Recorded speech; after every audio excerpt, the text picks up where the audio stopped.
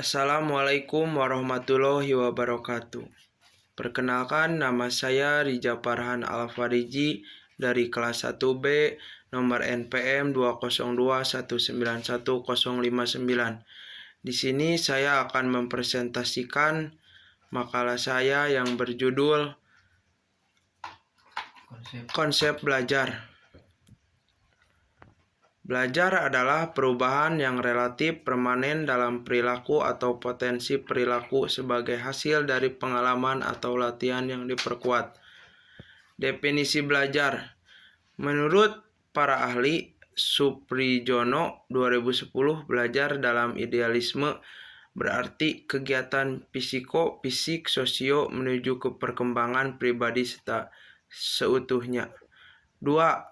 Tursan Hakim 2002. Belajar adalah suatu proses perubahan di dalam kepribadian manusia dan perubahan tersebut ditampakkan dalam bentuk peningkatan kecakapan, pengetahuan, sikap, kebiasaan, pemahaman, keterampilan, dan daya pikir,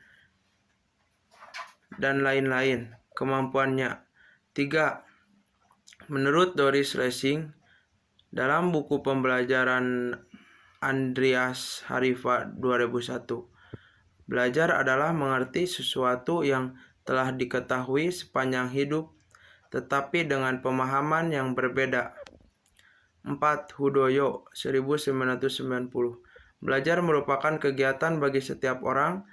Seseorang dikatakan belajar bila dapat diasumsikan dalam diri orang itu menjadi suatu proses kegiatan yang mengakibatkan suatu perubahan di tingkah laku. 5. Reber dikutip Suprijono 2010. Belajar adalah proses mendapatkan pengetahuan. 2 dan 3. Prinsip belajar. Prinsip belajar adalah landasan berpikir, landasan berpijak, dan sumber motivasi agar proses belajar mengajar dapat berjalan dengan baik antara pendidikan dengan peserta didik. Prinsip ini dijadikan sebagai dasar dalam upaya pembelajaran, baik bagi siswa maupun bagi guru dalam upaya mencapai hasil yang diinginkan. Prinsip-prinsip belajar untuk memotivasi peserta didik. A. Attention (perhatian). Perhatian peserta didik muncul karena didorong rasa ingin tahu.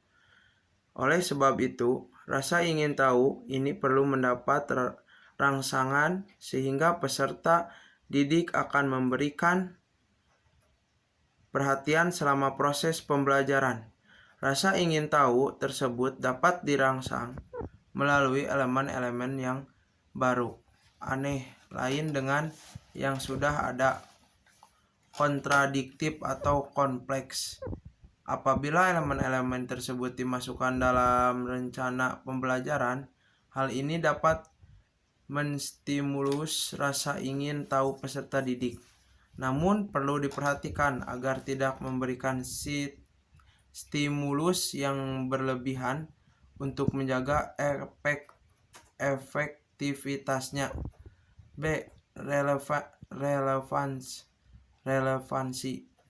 Relevansi menunjukkan adanya hubungan materi pembelajaran dengan kebutuhan dan kondisi peserta didik.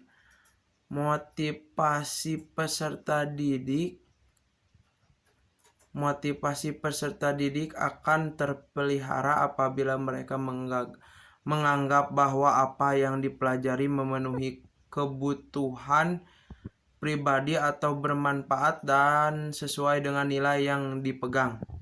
Kebutuhan pribadi (basic need) dikelompokkan dalam 3 kategori, yaitu motif pribadi, motif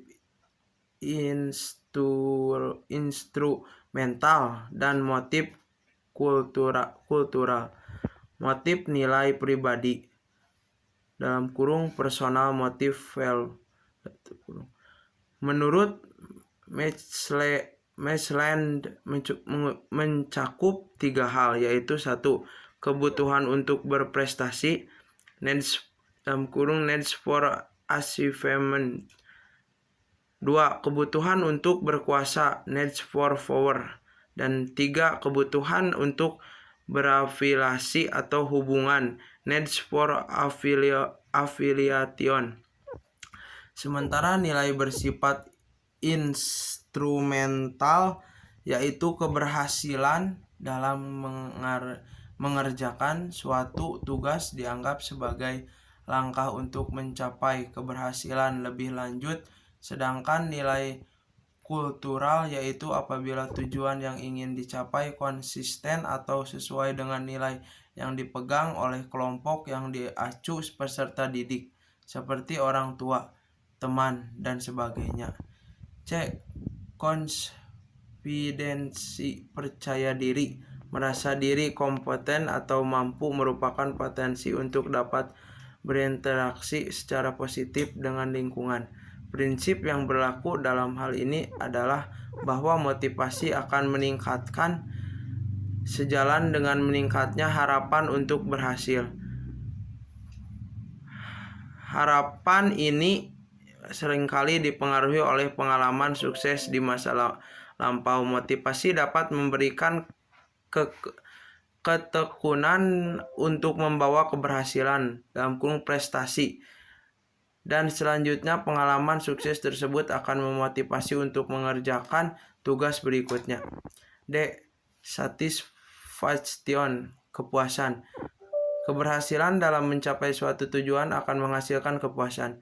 Kepuasan karena mencapai tujuan dipengaruhi oleh konsekuensi yang diterima, baik yang berasal dari dalam maupun luar individu. Untuk meningkatkan dan memelihara motivasi peserta didik, dapat menggunakan pemberian penguatan reinforcement berupa pujian, pemberian kesempatan, dan lain sebagainya. 2.4 Karakteristik belajar. Karakteristik pembelajaran adalah watak, tabiat, akhlak, atau kepribadian seorang yang terbentuk dari hasil internalisasi berbagai kebijakan yang diyakini dan digunakan sebagai landasan untuk cara pandang, berpikir, bersikap, dan bertindak.